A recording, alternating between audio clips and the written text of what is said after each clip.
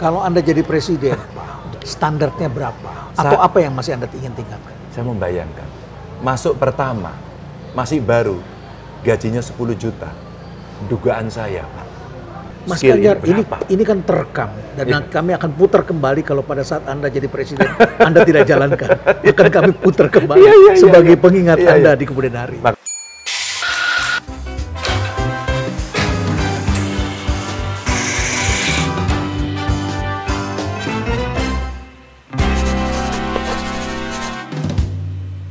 Mas Ganjar, selamat datang kembali di Rumah Perubahan. Makasih, Pak. Makasih. Ini yang kedua kali ya? Dua kali. Kedua kali. Ternyata luas sekali ya? Ya, terutama karena pohon.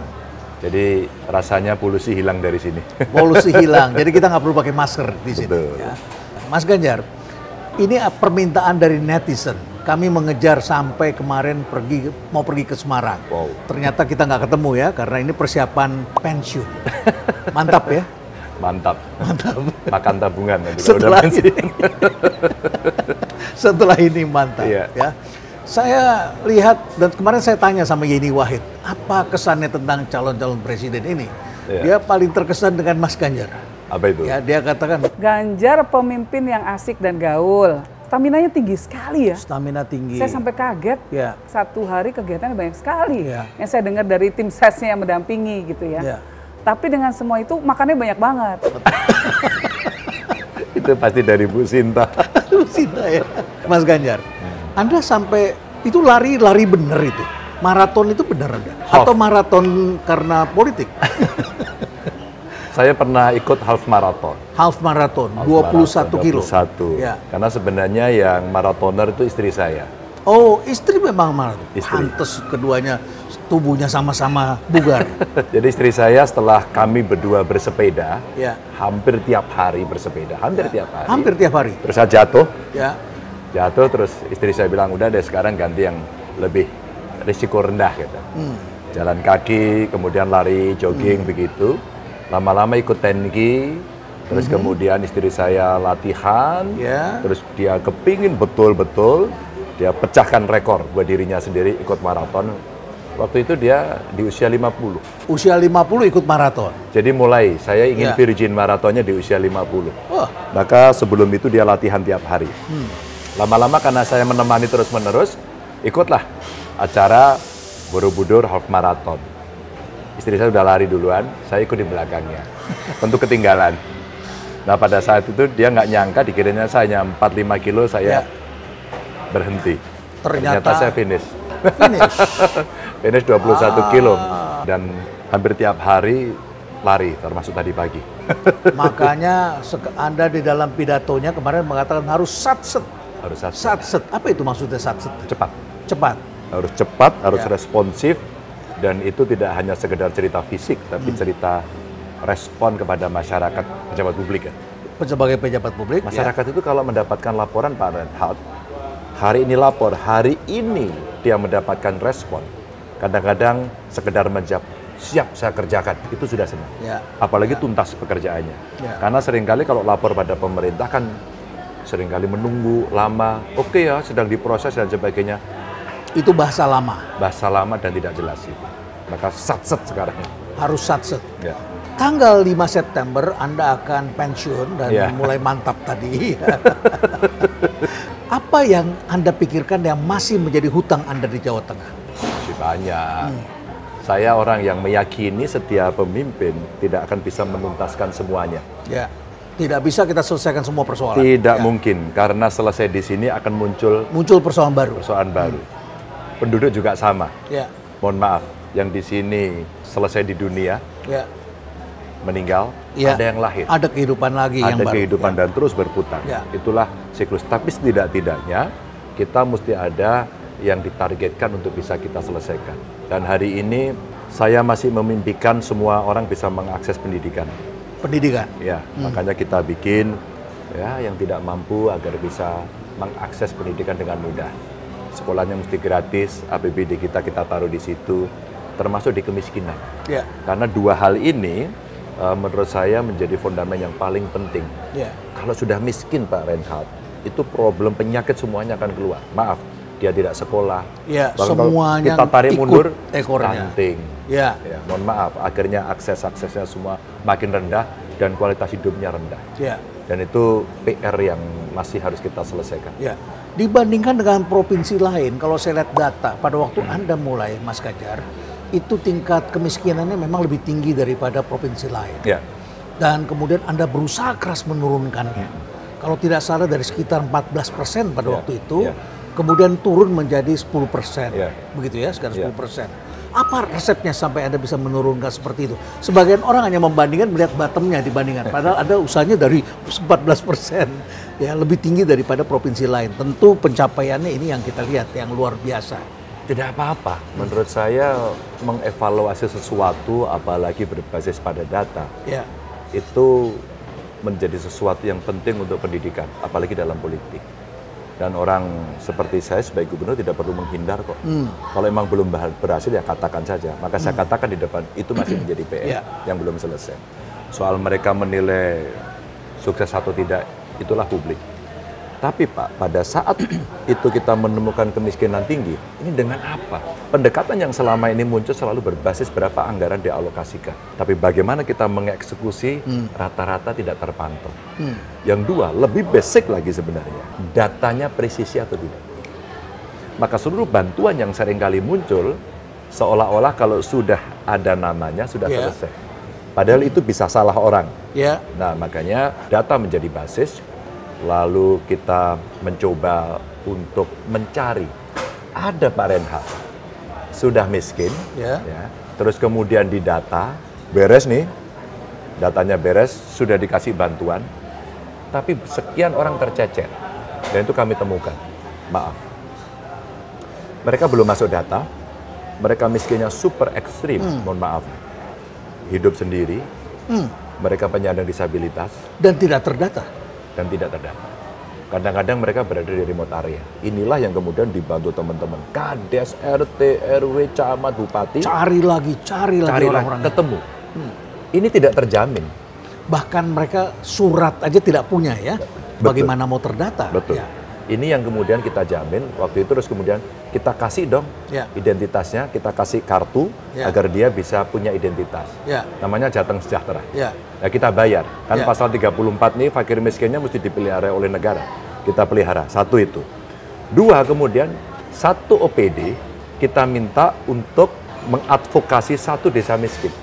Sehingga proses pendampingan inilah mereka akan melakukan assessment, mereka akan mencari metode, mereka membuat channeling, dan kemudian ya semacam dikompetisikan. Jadi langsung kepada persoalannya di lapangan, cari solusi yang tepat untuk ini. Bukan sesuatu yang dari atas disamaratakan semua. Betul.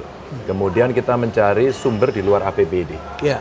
Alhamdulillah sekarang ada Basnas, naik cukup bagus. Jadi zakat infak sodako ini oke. Dan kemudian kami mencoba untuk memetakan mana yang sudah tercover dan mana yang belum. Dan mana yang kemudian tiba-tiba dia mengalami persoalan. Maaf, sudah miskin, sakit, belum ada BPJS, atau mereka sekolah ijazahnya nggak bisa diambil, dia nggak bayar sekolah, dan seterusnya. Akhirnya ini kita selesaikan dengan Basnas. Ada juga kemudian para filantrop. Ya, sekarang kan banyak ya platform-platform. Ada Kita Bisa, ada Benih Baik. Itu kita undang untuk ikut terlibat. Ada juga CSR. Maka cerita-cerita kegiatan di samping yang mainstream itu ya, itu kita coba lakukan. Dan ternyata kalau data kita presisi, kita intervensi, kita keroyok secara gotong royong lebih cepat. Akhirnya kemarin saya melapor kepada Pak Wapres. Izin Pak Wapres, kami mencoba untuk mempercepat penurunan angka kemiskinan ekstrim.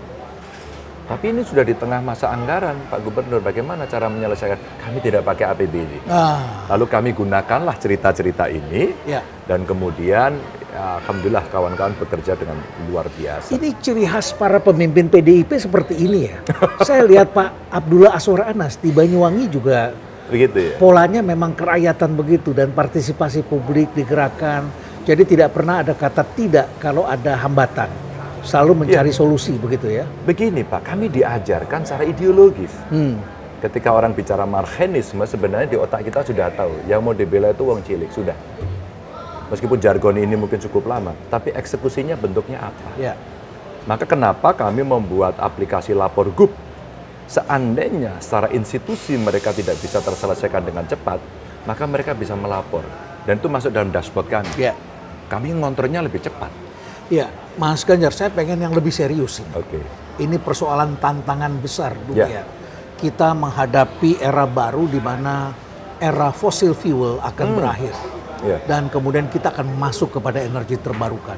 Dan dalam pidato Anda kemarin di Semarang itu, Anda mengatakan kita akan masuk ke green economy. Ya. Dunia, bagaimana green ini Anda akan bangun. Apa yang Anda lihat dan mengapa green ini menjadi sangat penting? Sebenarnya green and blue. Green and blue. Green and blue ekonomi. Blue ini maksudnya energi laut? Energi laut, betul. Ya. Dan kemudian potensi yang mesti kita optimalkan begitu ya. Karena kita kan sebagian besar laut sebenarnya. Betul. Green, ini is a must. Ya. Wajib. Kalau hari ini kita cerita umpama Jakarta kemudian polusi dan kemudian orang ribut, kering. sekarang silakan kerja di rumah dan sebagainya. Itu sudah peringatan yang super keras. Bahwa green kita ini harus diperbaiki. Wajib dan mesti lebih cepat. Apa yang mesti kita selesaikan? Kalau Pak Jokowi umpama sudah melakukan hilirisasi agar kemudian transisi energi menuju green energy, menuju green economy mesti segera disiapkan, maka jemputlah dengan cepat. Kalau kita melihat, maka kita punya sumber daya alam yang cukup bagus, nikel. Nikel, ya. Maka kita bisa hilirisasi. Itu nanti jadinya baterai. Jadinya untuk baterai. mobil listrik. Betul.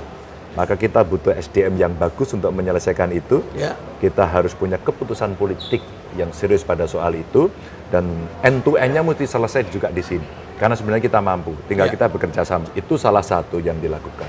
Lalu perlu diberikan kemudian insentif agar keseriusan itu muncul. Umpama, kalau kemudian kita ingin menggunakan katakan green energy berbasis energi yang tidak mencemari, maka mesti ada insentifnya. Pajak lah, ya, terus kemudian fasilitas lah, sehingga orang akan bisa berjalan. Ini pengalaman kecil aja. Waktu kami panggil kawan-kawan dari dinas yang ada di Jawa Tengah, kalau kita kembangkan ini di Jawa Tengah punya apa? Ternyata kita punya geothermal, sudah ada di Dieng. Panas bumi. Panas bumi. Ini pengalaman Iceland yang waktu itu nyaris bankrupt karena energinya atau national budgetnya dipakai untuk membeli fossil fuel, fossil fuel. BBM dari Timur Tengah, dari negara lain. Ya. Dan ketika kemudian dia invest yang cukup besar, maka kemudian amanlah. Dia tidak perlu impor lagi. Tidak perlu impor, bahkan jalannya hangat. Dan itu juga terjadi di New Zealand ya. Di New Zealand. Yang hidup di atas cincin api seperti kita. Betul. Nah, kita punya banyak sekali. Kalau kita melihat itu, pengalaman dari Dieng, pengalaman yang ada sekarang ini ongoing di Gunung Slamet, dan butuh sosialisasi kepada masyarakat karena itu tidak semua tahu, maka ini salah satu kekuatan kita. Oke, panas bumi. Panas bumi. Ada matahari udah terlalu banyak. Luar biasa. Udah terlalu kita banyak. Di atas khatulistiwa. Kita bisa lakukan itu dan banyak sebenarnya kantor-kantor sekarang kita dorong. Ayo kita bikin lomba, terus kemudian di remote area yang belum ada elektrifikasinya, sekarang kita dorong, udah nggak usah narik kabel, kasih saja mereka itu solar panel sehingga mereka bisa menggunakan. Ada lagi kita nemukan Pak Renhat, gas rawa. Gas rawa, ini saya nggak pernah dengar ini. Saya kasih tahu berarti. Karena ada pengalaman menarik, para geolog kami menemukan beberapa tempat di Jawa Tengah itu ternyata ada tumpukan semacam humus, nggak tahu berapa juta tahun. Terus kemudian itu keluar gasnya. Jadi dia sudah lapuk di sana dan masih gas yang tersimpan. Tersimpan, betul. Dan itu kita praktekkan di beberapa tempat, di Banjarnegara, di Karanganyar, di Sragen itu. Kita praktekkan di sana, ternyata itu bisa membuat energi rumah tangga free. Untuk masyarakat di sekitar situ. Betul, untuk pembakaran. Ini contoh yang menurut saya cukup konkret. Sehingga dari banyak alternatif ini sebenarnya bisa kita optimalkan. Belum waste to energy. Belum lagi kalau kita bicara tenaga angin. Tentu belum semuanya optimal dan itu butuh teknologi. Butuh sumber daya manusia. Ini mesti jadi crash program ketika kita melihat sumber daya yang fosil makin berkurang. Mesti serius pada soal ini. Ini pertanyaan serius, jadi jawabannya sangat serius kelihatannya. Iya. Mudah-mudahan masyarakat paham apa yang dibicarakan karena calon presiden harus bicaranya cukup komprehensif. Tapi kita punya komoditasnya, kita punya energi terbarukan. Kalau gitu persoalan selanjutnya apa? Apakah bisa dikerjakan dengan SDM seperti ini? Belum. Nah, ini pertanyaan yang saya senang ini. Karena kita dapat nih bonus demografi ya. Bonus demografi. Kalau jadi bonus ya. Jadi bonus. Kalau jadi bonus ya. Tapi bonus ini tidak hanya sekedar banyaknya dan usia yang produktifnya. Bisa nggak ini kita utilisasi sehingga mereka menjadi anak-anak yang punya talenta bagus, yang keluar talentanya, terus kemudian kita lakukan pengembangan keterampilannya sehingga pendidikan tentu saja basisnya, dan pendidikan itu bisa formal, bisa non formal, bisa informal, pokoknya ditingkatkan. Dan hari ini saya kira yang paling dibutuhkan kelas vokasi. Kelas vokasi. Skill begitu ya. Skill yang cepat, yang kemudian dia bisa mengerjakan banyak hal. Karena ini tidak hanya terkait dengan industri-industri manufacture, kemudian agro, kemudian maritime, tidak. Tapi termasuk industri kreatif.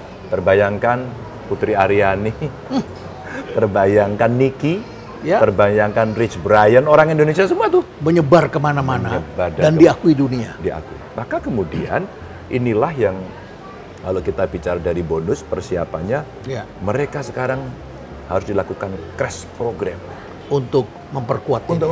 Maka kalau kita lakukan hilirisasinya itu, ya sumber daya alam mineral, ya maritim, ya pertanian dan kehutanan, ya hilirisasi industri digital. Termasuk IP yang dimiliki oleh mereka kelompok kreatif ini. Itu anak muda semua sekarang. Anak muda semua. Semua anak muda. Tapi Mas Ganjar, begini, ada sejumlah orang yang kemudian mulai bertanya, saya kira ini baik sekali pandangannya. Apa benar kita bisa mengalami Indonesia emas 2045 melihat stunting begitu banyak? Kalau saya optimis, Pak. Saya kemarin datang ke beberapa tempat. Menarik. Stuntingnya begitu banyak. Pak Renat, begitu ada pertanyaan stunting, ternyata kita tangkap, kita diskusikan, ini mengembang. Apa sih persoalan stunting? Persoalan stunting itu ada persoalan tahu dan tidak tahu, berarti pengetahuan. Jadi bukan semata-mata kita menyekolahkan lebih tinggi, tapi dia tahu atau tidak di situ. Maka apa yang kemudian muncul? Maaf. Satu, kemiskinan, maka pada saat dia menikah kemudian hamil, asupan gizinya kurang. Stunting. Jarang periksa karena mungkin dia percaya kandungan saya baik, itu masalah. Atau barangkali mereka menikah dini. Maka waktu itu kami ngobrol dan punya, ini menginspirasi. Jadi apa? Kalau ibu hamil itu harus diperhatikan. Maka kami membuat program Jateng Gayeng Nginceng Wong Meteng. Jadi, kurang lebihnya apa poinnya? Ngintip orang hamil gitu. Ini kan bahasanya agak bagaimana? Apa yang diintip? Ini bahasa kerakyatan. Ngintip itu apa? Perhatikan. Seperti orang nembak. Pasti ngintip kan orang nembak. Dimonitor. Monitor, targetnya jelas. Maka kemudian perhatikan apakah dia kandungannya sehat, risti atau tidak, asupan gizinya cukup atau tidak, dan kemudian kapan dia lahir. Bagaimana caranya? Ketika itu kita data, itu kira-kira angkanya 20% yang bermasalah. Lumayan sudah ketahuan. Jadi artinya kalau ini juga diperiksa rutin seperti di posyandu, ibu-ibu PKK bisa dicegah, bisa segera ditangani. Dicegah. Dan pengalaman saya bertemu dengan masyarakat, gotong royong masyarakat di Dasawisma 10 rumah. Mereka punya program-program untuk aware pada ibu hamil. Maka pada saat itu ini sudah ada ciri-ciri ibu. Diperiksa katanya kalau di USG ada kelihatan ini paha bayi pertumbuhannya seberapa dan sebagainya, segera asupan gizinya diperhatikan. 2, ketika kemudian mereka lahir ada potensi itu, kemarin kita hitung 3 bulan bisa. Oh, 3 bulan bisa diatasi. Kemarin kita ada beras fortifikasi. Beras dikasih mineral begitu dan itu bisa tumbuh. Di Sukoharjo ada ramuan yang menambah nafsu makan. Itu dari betul-betul herbal gitu. Dan kemarin dikembangkan juga. Jadi 3 bulan cukup. Maka kalau kita mengejar stunting sampai 0 bukan tidak mungkin. Tapi Mas Ganjar, kita ketahui konsumsi daging dan ayam Indonesia itu dibandingkan negara lain kan rendah. Kalau kita kejar terus gizinya dengan daging, ayam, sementara harga pangan dunia naik terus. Bagaimana kita mengejarnya? Kenapa kita bergantungnya di situ ya? Kita punya laut. Kenapa tidak makan ikan? gemar ikan itu, gerakan makan ikan itu luar biasa. Tapi kalau ikannya begitu saja, diberikan mungkin orang bosan. Bagaimana kemudian kita melatih? Itu ibu-ibu jagoan. Dan kita udah nemu. Maka kemudian kebiasaan makan ikan. Seperti dia, Pak? Jepang kali ya? Ya, Jepang. Jepang keren ya. Kalau kita ikan goreng. Ikan goreng. Mereka sashimi ya, lebih sehat mungkin. Fresh. Istilah kita apa? Mati sekali. Hanya mati satu mati sekali. Nah, kalau kita sudah mati berkali-kali. Mati berkali-kali. Terbayangkan kalau kita geser ke laut, ke ikan. Ya. Kalau itu bisa dipakai sebagai komplementer, ya yang makan daging boleh dong. Nanti Menteri Pertanian bicara soal pertanian, bisa soal peternakannya, silahkan ini dikembangkan. Mungkin seednya kita siapkan, mungkin industrinya kita siapkan agar sapi, daging, terus kemudian dari ayam dan sebagainya, kita siapkan. Tapi seandainya kurang, jangan menunggu itu. Kita cepat ke laut. Laut itu sumber proteinnya. Dan selama ini kita masih kurang memperhatikan itu. Betul. Ya. Selain kita tangkap, kan bukan hanya nikel yang harus kita hilirisasi. Oh iya. Ikan ini hilirisasi bagaimana? Iya.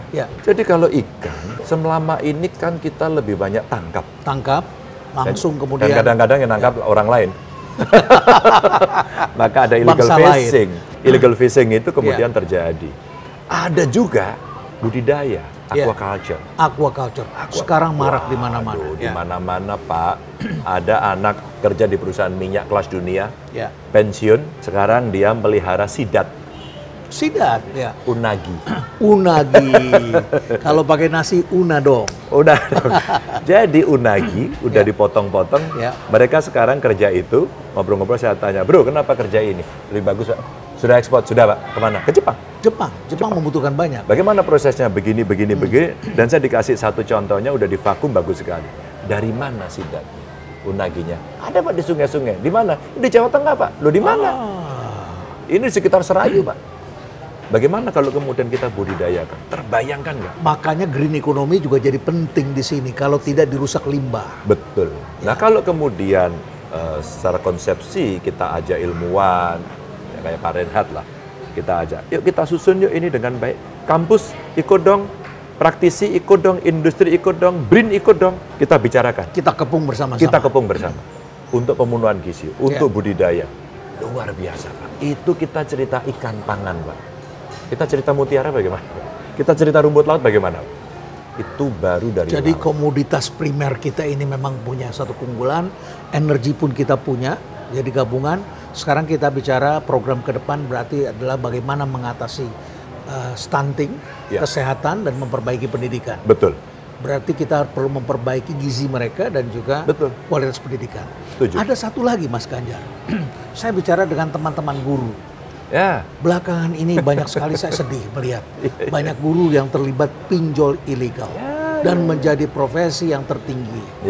Jadi masih banyak juga guru yang masih bergaji rendah karena belum diangkat. Dan tentu saja ini menjadi keprihatinan kita. Beberapa orang guru mengatakan ini guru-guru yang baik ya.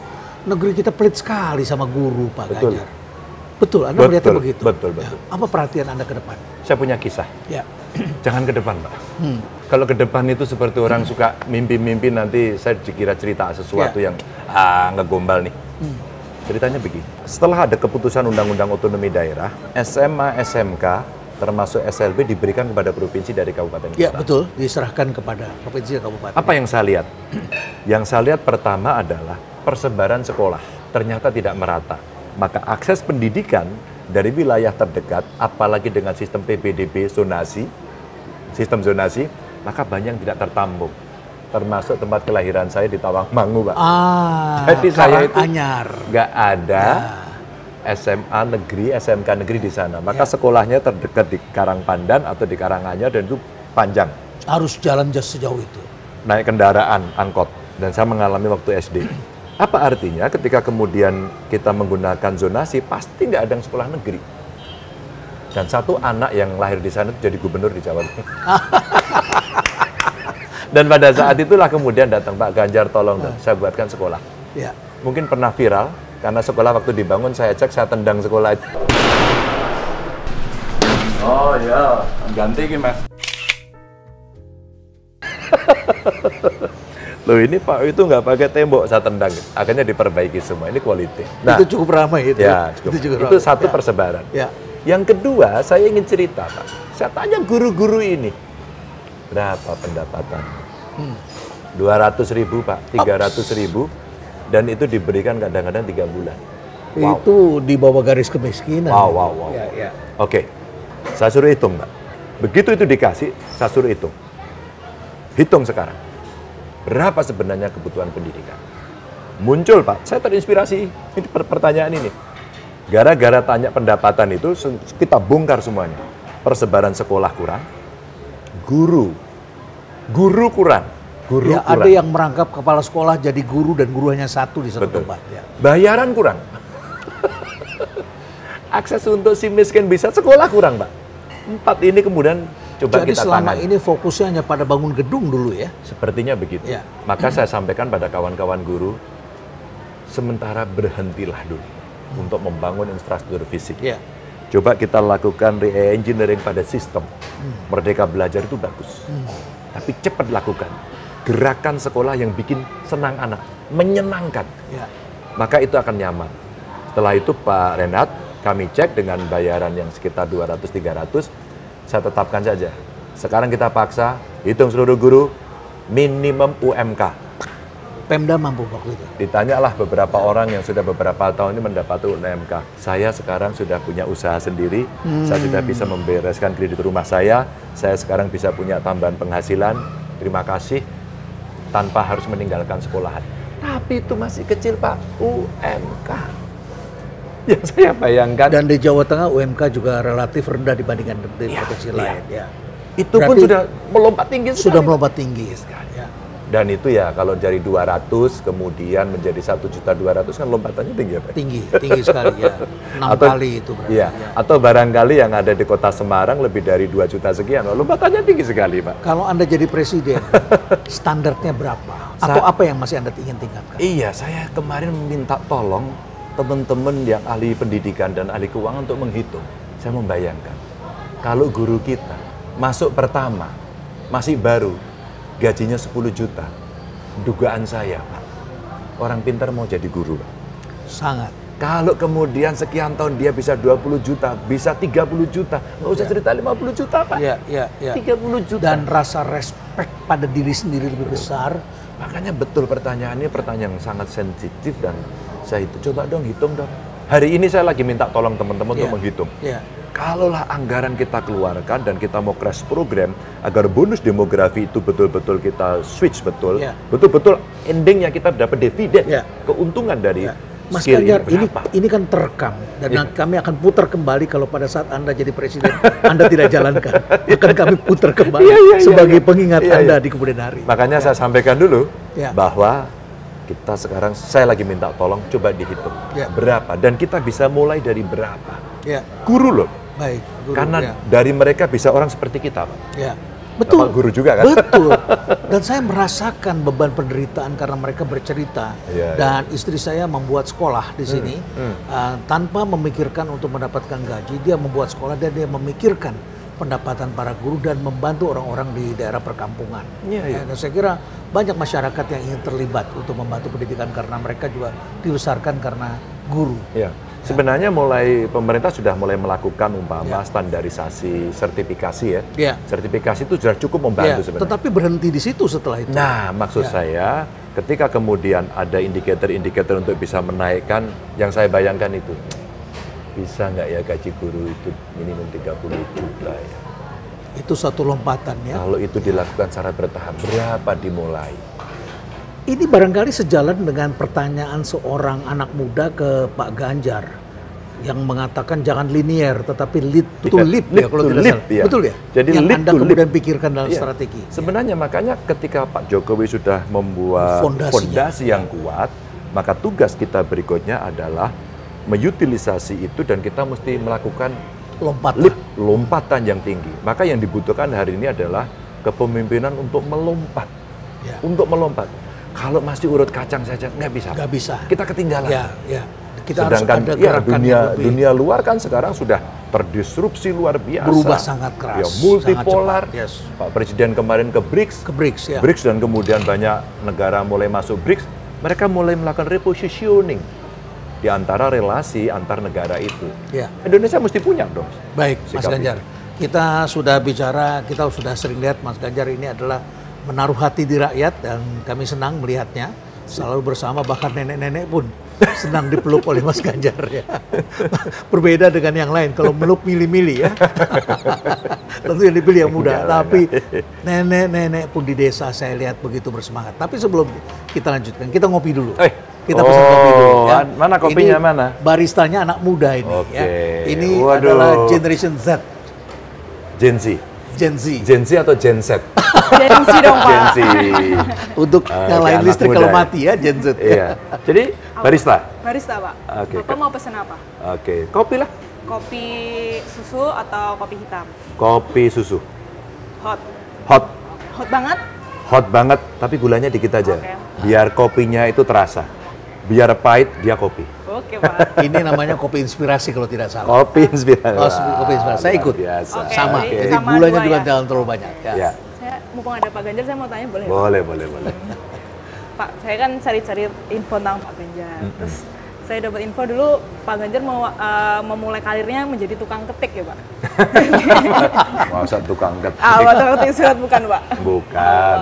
Sebenarnya kalau karir, saya dulu pertama lulus atau waktu masih mahasiswa kali ya, sudah cari duit.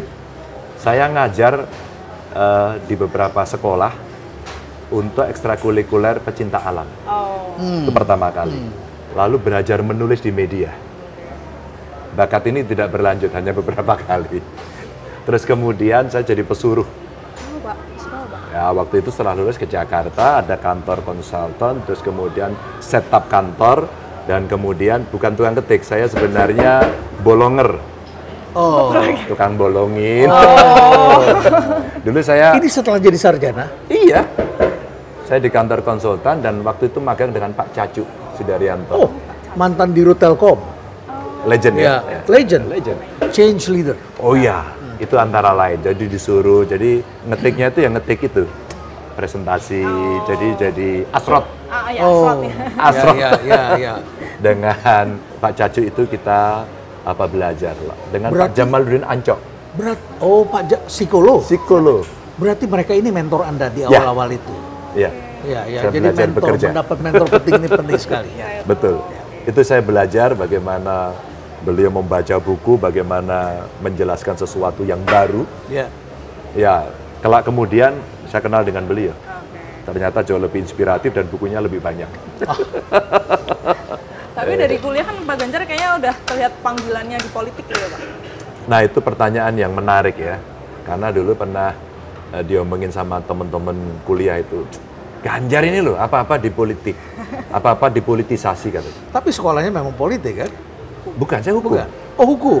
Sekolahnya ilmu hukum. Saya hukum di UGM itu. Bukan sospol ya? No, bukan. Hukum, saya S1-nya hukum, baru saya lulus jadi DPR, saya ambil S2 di UI, politik.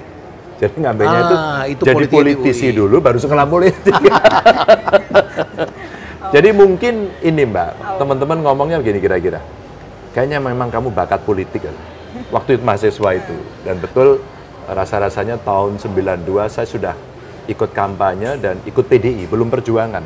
Tahun 92. Jadi sudah kenal Pak Suryadi, tahu kan zaman Pak? itu Pak Suryadi ya. Mahasiswa kan Pak. Ya. Kita datang, Pak Suryadi datang, kita datang, Mas Guru, Pak Kwi Kiangi, ini tokoh-tokoh awal. Tokoh seniornya saat itu. Dan mentor saya waktu ketemu di Jogja itu Pak Suparjo Suryo Guritno. Oh, senior itu, ya pejuang. Ya, jadi kalau politik sejak mahasiswa, disitulah. Berarti kalau gitu kan Bapak tegak lurus ya Pak ya?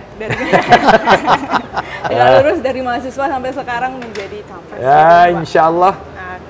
Rute saya saya lalui di tempat yang sama. Dan saya merasa terhormat saja Pak ya, merasa bangga begitu, mendapatkan kesempatan menjadi anggota DPR RI, kemudian menjadi gubernur dan hari ini diminta untuk menjadi calon presiden begitu ya. Tentu ini yang paling berat saya kira. dan mesti serius untuk menyelesaikan itu. Jadi tegak lurus. Tegak lurus ya. Ini Pak, saya mau kalau membandingkan dengan generasi saya Pak, teman-teman saya nih Pak. Kalau Pak Ganjar kan saya lihat track recordnya ini tegak lurus terhadap apa yang Bapak mau gitu dalam karir gitu. Nah kalau teman-teman saya nih Pak, banyak banget yang 6 bulan nganggur, merasa kayaknya aku harus switch karir gitu. Atau baru masuk perusahaan berapa bulan, kok kayaknya nggak cocok gitu. Jadinya kebanyakan teman-teman saya itu ikut bootcamp gitu. Nah, saya sering juga diskusi sama Prof. Renat, pokoknya kalau misalnya apa-apa bootcamp, ini fondasi knowledge-nya nih kayaknya gimana gitu Pak, kurang gitu. Nah, menurut Pak Ganjar nih, pandangan Bapak ke depan, karir dan pekerjaan masa depan anak muda ini seperti apa Pak? Karena anak-anak sekarang sering berpindah-pindah, karena nggak secure. Nggak apa-apa. Justru ketika muda, berpindah-pindahlah sampai kamu menemukan. Sampai menemukan. Sampai kamu menemukan. Jadi anak muda kadang-kadang melihatnya dua. Satu, opsinya terlalu banyak, atau dia kebingungan. Kebingungan itu dalam arti gini, yang mana yang cocok? Maka dia coba. Itu awal karir orang begitu ya? Selalu kan Pak? Begitu ya. Saya lulus jadi sarjana hukum, tawaran pertama yang menarik apa? Jadi konsultan HRD Pak. Ketemu Pak Cacu sama ini, tapi saya senang gitu. Senang. Yang Anda masuk dari paling bawah. Dari paling bawah, masang AC Pak di Tanah Abang 3. Masang AC saya. Jadi karena saya dulu ketua Mapala, jadi pakai harness gitu kan, pakai tali pasang AC. Cukup tinggi untuk masang di tempat yang AC. Itu contoh ya. Setelah itu kami pernah gabung dengan kawan-kawan lawyer gitu. Kita bantuin. Ya. Meskipun tidak jadi partner lah gitu ya. Ngobrol-ngobrol. Nggak nemu lagi. Setelah itu apa? Politisi gitu. Dan akhirnya saya berhenti di politisi. Oh inilah. Ketemulah di situ. Jadi kalau anak muda nggak apa-apa. Menurut saya anak muda sekarang jadi keren. pengertiannya proses pencarian. Proses pencarian. Dan anak muda sekarang Pak Reinhard Mbak ya, sangat-sangat kreatif. Sangat inovatif. Bahkan yang tidak terbayangkan oleh kami-kami ini, itu ada di mereka. Tiba-tiba menjadi YouTuber, menjadi sociopreneur. Bayangin. Sociopreneur, kamu cari duitnya gimana? Ada Pak caranya. Dan itu kita tidak tahu. Kami punya platform Pak, dan dia bisa menyelesaikan itu. Bahkan kemarin waktu saya podcast salah satu anak, dia penyintas ODGJ Pak. Oh, dia penyintas? Penyintas. Dan ini problem mental health hari ini pada anak muda. Mereka dan Anda menaruh perhatian pada bidang ini juga ya? Melihat ini persoalan anak muda. Betul. Dan anak sekarang banyak yang stres. Kemarin saya dapat kabar dari Tiongkok umpama. Mereka ada rumus bekerjanya karena maju banget. Gimana sih Tiongkok bisa maju? Ternyata ada rumusnya 996, Mbak. Apa itu 996? 996 itu bekerja jam 9, pulangnya jam 9 malam, 6 hari. 996, dan mereka stres. Maka mental health penting. Dan anak itu kemudian, dia penyintas, orang tuanya nggak tahu, akhirnya dia lari ke narkoba, akhirnya dia menemukan, dan akhirnya dia sadar, kemudian dia mencoba healing, relatif berhasil membuat platform, dan platformnya diikuti oleh jutaan orang. Dan yang menarik apa Mbak diceritakan ke saya? Apa nama platformnya? Masih ingat? Saya kayaknya tahu Pak, Menjadi Manusia. Menjadi Manusia, that's it. Itu yang besar sekali hari ini, peminatnya banyak, dan ternyata banyak yang memiliki persoalan yang sama. Dan ketika mereka masuk ke platform itu, apa persoalan mereka? Dia ceritakan, apa yang menarik Bu? Ketika platform itu diakses oleh mereka. Saya mendapatkan beberapa orang menyatakan gini, makasih ya sudah sharing, saya tidak jadi bunuh diri. Ini anak muda, saya aja nggak punya kepikiran, Pak. Nggak punya kepikiran, maka saya tadi cerita sama Pak Reinhard. Di dunia kreatif kemudian orang bisa membuat warung kopi, ya, terus kemudian dia bisa buka cabang dimanapun, franchise bahkan, itu anak muda. Atau tadi itu, kelompok kreatif, mereka menjadi chef, mereka content creator, atau ya muncul anak-anak hebat seperti yang saya katakan Rich Brian, Nicky atau Putri Aryani dan seterusnya. Dunia tanpa batas. Tanpa batas. Ya, ya. Jadi sesuatu yang tidak pernah kita bayangkan sebelumnya ya. Itu anak muda menyelesaikan masalah dengan caranya sendiri dengan dan menemukan mereka. Tugas kita memfasilitasi mereka, Pak. Maka menurut saya hari ini yang diperlukan agar mereka lebih kreatif lebih banyak adalah harus lebih banyak kreatif hub yang kita bikin. agar mereka bisa menuangkan semua gagasan idenya itu ketemu dan kolaborasi. Kalau Anda jadi presiden, saya ingin menjadikan ini salah satu kreatif hub yang saya sumbangkan untuk negara. Waduh, ini salaman dulu dong, salaman dulu. Karena saya sudah buat Pak, namanya Heterospace. Itu tempat mereka ngobrol, mau dagang apa, akses perbankannya seperti apa, terus kemudian mereka cara quality improvement-nya seperti apa, bahkan sampai hal yang kecil aja, cara potret produk, dan bagaimana itu placement, bagaimana dia bisa on board di marketplace. Kami buat di 3 tempat so far sampai hari ini. Dan ini menarik sekali kalau itu terjadi, orang kan bisa belajar. Orang bertemu di sini dan kemudian saling menginspirasi satu sama lain. Dan anak-anak muda saya kira memiliki keunggulan tertentu karena mereka mempunyai teknologi dan dibentuk ketika mereka masih muda. Betul. Ya. Kan saya juga follow Pak Ganjar nih di Instagram. Pak Ganjarnya terlihat luas sekali di sosial media. Ini apa Pak maksudnya? Branding kah atau bagaimana ini? Apa cara mendekatkan dengan Iya, ini sama. Ini Mbak, ceritanya tahu nggak? Ketika sekarang orang melihat itu, pasti dianggaplah saya ini branding. Padahal itu saya kerjakan cukup lama. Jadi begini ceritanya. Saya pengen menyentuh rakyat saya secara langsung. Tapi dengan kurang lebih 36 juta penduduk Jawa Tengah, tidak mungkin. Apa yang memungkinkan? Terinspirasi oleh anak muda. Medsos. Medsos, ya. Medsos, platform, membuat aplikasi. Maka kemudian kita dorong dan akhirnya saya lakukan itu. Mulai dari saya Facebook, pindah ke Twitter, waktu Twitter baru. Sekarang X ya? Sekarang X, terus kemudian Instagram. Dan Instagram paling menarik ternyata. Berikutnya lagi lebih meriah TikTok. Akhirnya bertahap saya masuk ke situ. Dan dari situlah kemudian kami sebenarnya konsep awal itu pemerintahan ini kita bikin ngepop. Tidak terlalu kaku, dia friendly. Jadi dekat dengan rakyat. That's it. Saya mau ini sebenarnya. Bagaimana mendekati rakyat karena rakyat sudah punya akses itu. Nah ketika mereka sampaikan maka banyak yang DM. Saya pernah di DM tenaga kerja kita, PMI kita yang di Kamboja disekap. Oh, kita pulangkan Pak, hanya dari DM IG. Itu warga Jawa Tengah? Saya pikir warga Jawa Tengah. Ya. Dia mengaku ada sekitar 5 warga Jawa Tengah, ketika kita bongkar Pak, 54 dari seluruh Indonesia. Kami bicara dengan Menlu. Dan karena kemanusiaan Anda tidak melihat ini orang Jawa Tengah saja? Tidak terlalu penting buat saya, karena dia kemudian melaporkan ke saya itu yang terjadi. Memang dimulai dari anak Jawa Tengah. Mahasiswa di Sudan pada saat pandemi. 6 bulan. Dia tidak pulangkan, tidak boleh keluar Pak. Di Sudan nggak boleh keluar, dia mesti work from home, ya kan? Akhirnya apa? Ketemunya sama pada saat saya zooming, terus kemudian dia mengikuti waktu itu halal bihalal gitu. Pak saya dari Sudan Pak, mau menyampaikan Pak nasib saya gimana? Saya selesaikan Pak. Butuhmu apa? Saya nggak punya uang Pak untuk makan. Kira-kira sebulan kamu butuh duit berapa? Kira-kira perlu berapa? Ya 500.000. Ah cukup, cukup Pak. Dari mana anggarannya Anda keluarkan? Nah ini pertanyaan bagus. Karena sebagai pejabat biasanya nanti ya saya pikirkan nanti ya. Nggak pakai nanti Pak. Begitu selesai, ini mahasiswa lagi nyantri di sana sekolah, saya telepon Basnas. Basnas telepon nomor ini, asas hari ini, apakah pentasarufannya bisa di sana. Langsung cek memenuhi syarat transfer Pak. Dan lebih dari beberapa hari. Solutif.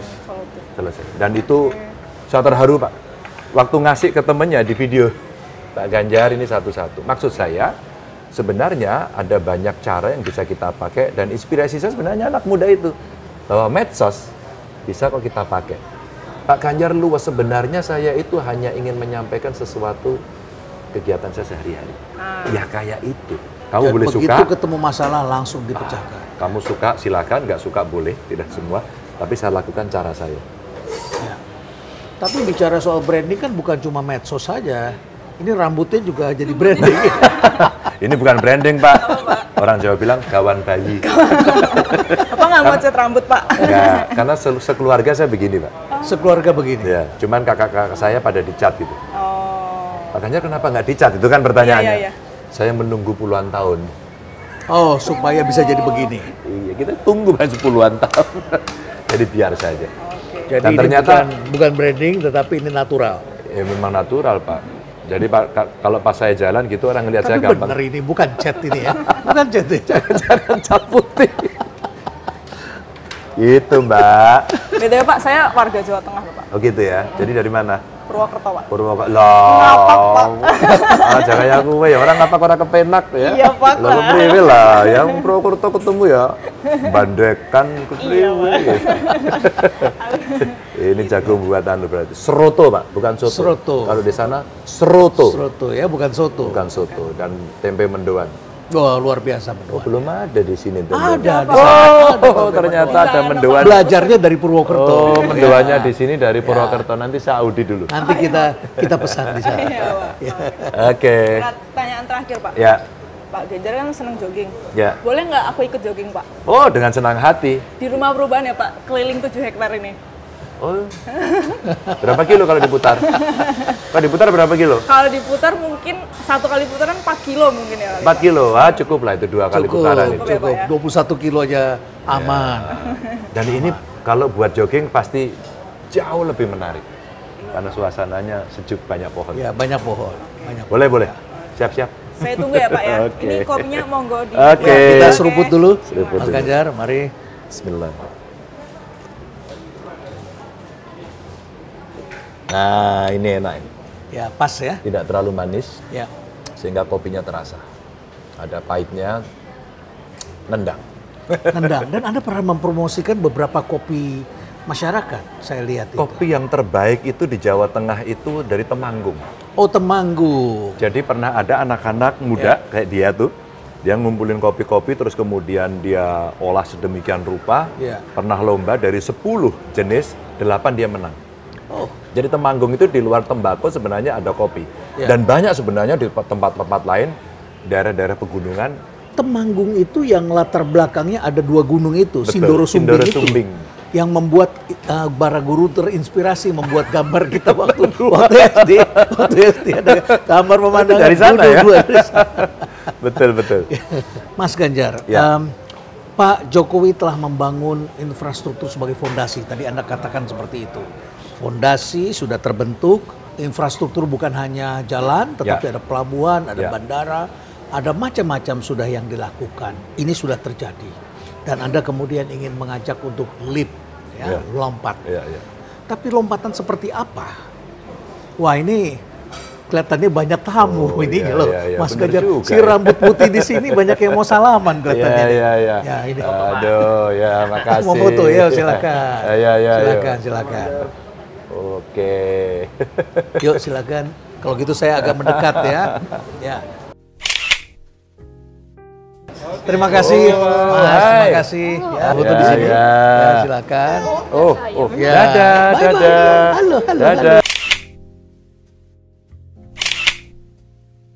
Masih ada lagi? Oke, kita lanjut dulu. Lanjut dulu setelah ini ya. Baik. Jadi lompatan, tadi kita bicara Iya, iya. ada lompatan. Ya. Apa Sebenarnya lompatan? satu aja, Pak. Mengutilisasi Ya. yang sudah ada. Hmm. Jadi kalau Pak Jokowi membuat jalan tol, bagaimana kita menambah added value dari jalan tol itu? Ya. Tentu logistik sistem, termasuk yang ada di pelabuhan, termasuk yang ada di bandara, termasuk yang tol laut. Maka mengutilisasinya ini menjadi PR kita untuk kita lakukan lompatan. Kalau sudah ada jalan tol, tidak ada yang lewat kan bahaya. Maka kemudian jalan tol mesti kita tuntaskan sampai pada titik-titik pertumbuhan ekonomi. Umpama, Berarti ekonomi harus bergerak dengan betul, adanya harus infrastruktur. ekonomi Pak. Exit tolnya ada berapa? Menuju kemana? Siapa yang menuntaskan? Menurut saya, gubernur kayak saya mesti jemput bola. Pak Basuki minta dong exit tolnya di sini agar ini bisa masuk daerah pariwisata, pusat pertumbuhan ekonomi. Jadi tidak sia-sia daerah situ. Iya dong Pak, dilewati, jangan ya. hanya lewat dada-dada Ya, aja. biasanya yang pandai itu adalah pemilik properti. Nah, Usaha betul. properti, Langsung dibuat exit Ya. tol, properti, langsung perkebunan, mungkin pertambangan. Kalau kemudian kita bisa lakukan itu, maka infrastruktur inilah menjadi bermanfaat. Pasti nilai tambahnya akan muncul. Bagaimana kalau Ya. pertanian kita produksinya, ya maaf jalannya rusak, bahkan tidak ada jalan, pasti akan sangat Jadi mahal infrastruktur penopang dan juga dibuka kegiatan ekonomi. sekali. Betul. Lompatannya antara lain Harus dilakukan dipandu dari itu, situ. betul. Maka ketika kita menghitung apa di mana pusat-pusat pertumbuhan ekonomi pada komoditas apa dan harus dibawa kemana, berapa lama waktunya. Nanti di pelabuhan kita hitung lagi, Pak. Ya. Kalau infrastruktur pelabuhannya udah bagus, dwelling time-nya bagaimana?